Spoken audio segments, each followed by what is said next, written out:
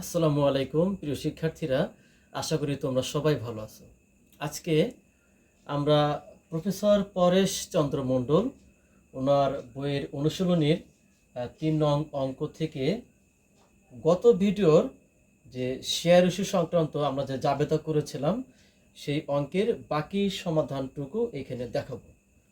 তো খতে আমরা জাবেদা করেছিলাম আজকে খতে ব্যাংক হিসাবের খতিয়ানটা তৈরি করব এবং তার পরবর্তী পর্যায়ে আর্থিক অবস্থার যে বিবরণী সেটা আমরা এখানে সমাধান দেখাবো। এখন ব্যাংক হিসাবের খতিয়ানটা আমরা করব, তাহলে দুইটা জাবেদা কিন্তু আমাদের ছিল। একটি ছিল ব্যাংক হিসাব ডেবিট, শেয়ার আবেদন হিসাব ক্রেডিট, এখানে টাকার পরিমাণ ছিল 4,50,000 টাকা। দ্বিতীয় জাবেদা আমাদের ছিল শেয়ার আবেদন হিসাব ডেবিট এবং শেয়ার মূলধন হিসাব এখানে ক্রেডিট।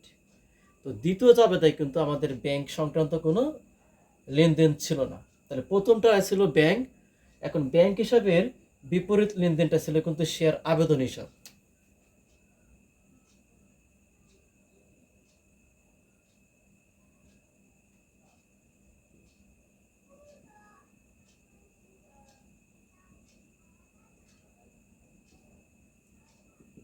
এটা ব্যাংকের বিপরীত লেনদেন লেখার পরে ব্যাংকের অবস্থান কিন্তু ছিল ডেবিট দিকে 4,50,000 টাকা। তাহলে আমরা ডেবিট ঘরে এই 4,50,000 টাকা দেখাবো।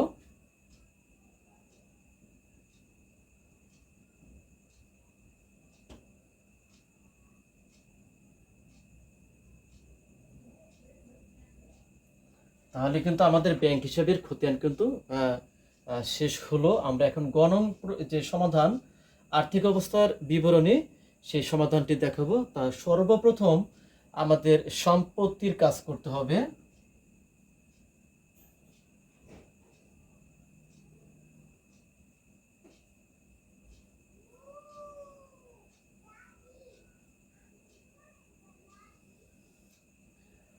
সম্পদ সমূহ এর মধ্যে এই ব্যাংক হিসাবের যে উদ্বৃত্ত 4,50,000 টাকা আসবে।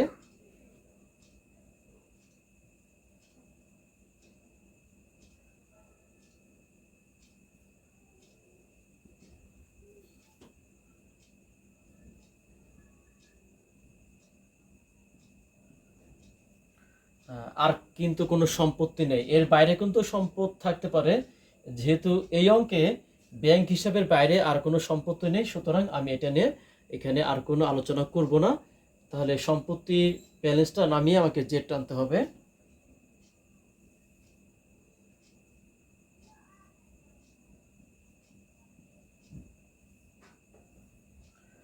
সম্পত্তির কাজটা শেষ।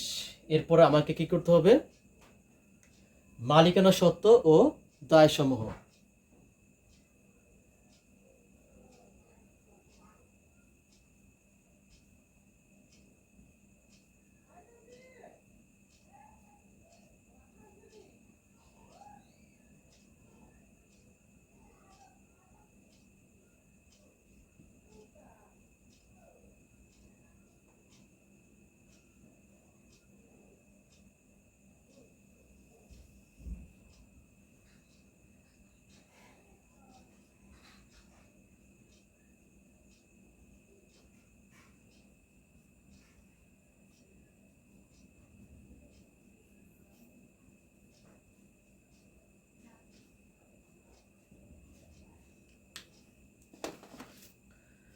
এখানে আমরা দেখতে পাচ্ছি ওনাদের নিবন্ধন ছিল টোটাল 10 লক্ষ টাকা এবং প্রতিটা শেয়ারের দাম ছিল 10 টাকা।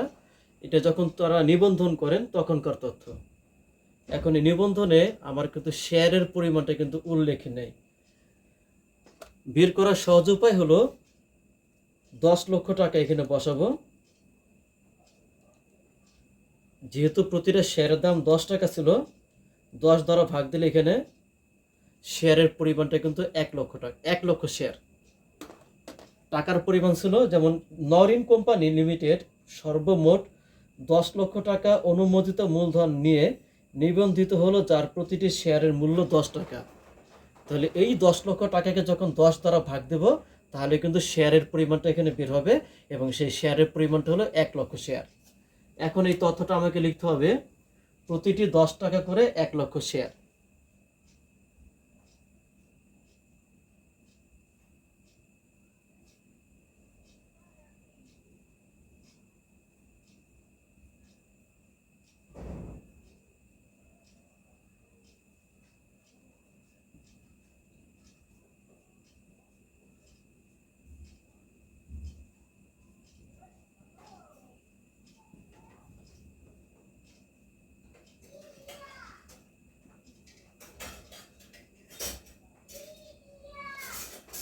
তাহলে প্রতিটি 10 টাকা করে এখানে 1 লক্ষ শেয়ার, এইটাই হলো আমার অনুমোদিত মূলধন। এরপরে আছে ইস্যু, বিলি ও আদায়কৃত বলি বা পরিশোধিত মূলধন। এখন আগের অঙ্কে ইস্যু, বিলি এবং পরিশোধিত মূলধন আমরা একসাথে লিখেছিলাম।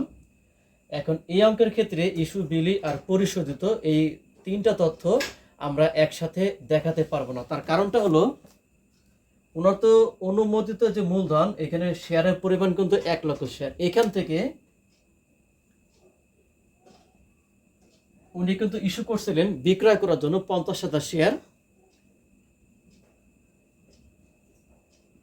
আবেদন পাওয়া গেছে 45,000 শেয়ার। তো আমার ইস্যু, বিলি আর পরিশোধিত তখনই একই টাকা হবে যখন আমরা যে শেয়ারটা ইস্যু করি আবেদন তার সমান হয় বা তার বেশি হয়, তখন এই 3টা কথা আমরা একসাথে লিখতে পারি। আর যখন কম হবে, আমরা ইস্যু করলাম 50,000 শেয়ার, আবেদন পাওয়া গেছে 45,000 শেয়ার, তার মানে হলো আমি কিন্তু এখন 45,000-এর বেশি শেয়ার বিক্রি করতে পারবো না। আমার হাতে কিন্তু অতিরিক্ত বা উদ্বৃত্ত যেটা ইস্যু করলাম তারপরেও 5,000 শেয়ার কিন্তু রয়ে যাবে, যার ফলে এখানে ইস্যু হবে 50,000 শেয়ার আর বিলি ও পরিশোধিত মূলধন তখন হবে কিন্তু 45,000 শেয়ার। ব্যাপারটা কিন্তু বুঝতে পেরেছো? তার মানে এখন আমি শুধু লিখবো আগে ইস্যুকৃত মূলধন।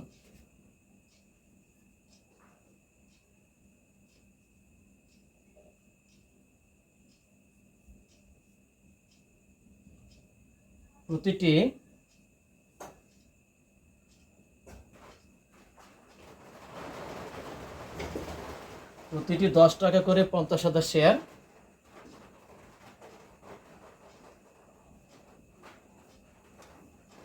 তাহলে ইস্যুর ক্ষেত্রে প্রতিটি 10 টাকা করে যদি 50,000 শেয়ার হয়, টাকার পরিমাণ এখানে 5 লক্ষ টাকা। এটা কিন্তু আমার উত্তর না। এরপরে বিলি আর পরিশোধিত, মেন উত্তর হবে যেটা পরিশোধিত মূলধন যেটা বের হবে, এটাই কিন্তু আমাদের মূল উত্তর। তাহলে এখন আমরা বিলি এবং পরিশোধিত মূলধন এই দুইটা কিন্তু আমরা একত্রে লিখবো, কারণ এই দুইটা কিন্তু একই। কারণ তারা কিন্তু 45,000 শেয়ারই বিলি করছে এবং বিলি করার পর ওইটার বিপরীতে কিন্তু টাকাটি পাওয়া গেছে, যেটা মোট হলো 4,50,000 টাকা।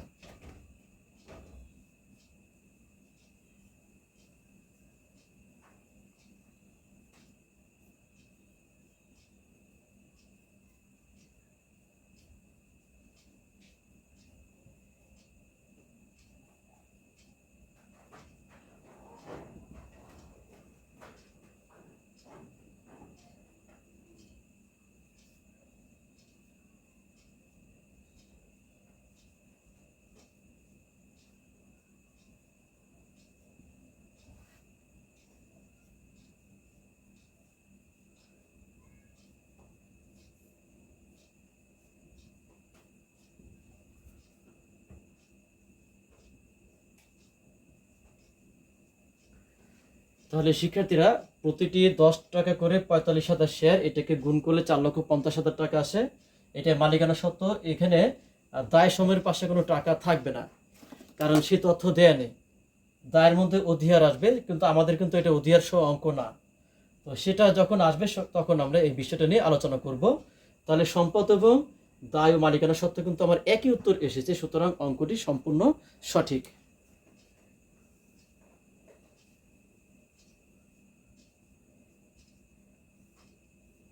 তাহলে আমি এখানে ব্যালেন্সটি নামিয়ে দিলাম। শিক্ষার্থীরা, এই হলো আমাদের ব্যাংক হিসাবের খতিয়ান এবং আর্থিক অবস্থার বিবরণী। আশা করি তোমরা অঙ্কটি বুঝতে পেরেছ। ইনশাল্লাহ আমি আগামীতেও তোমাদের সামনে এই অধ্যায়ের উপর নতুন কোনো অঙ্ক নিয়ে হাজির হব। সেই পর্যন্ত তোমাদের সকলের সুস্বাস্থ্য কামনা করছি। সবাই ভালো থাকো। আল্লাহ হাফেজ।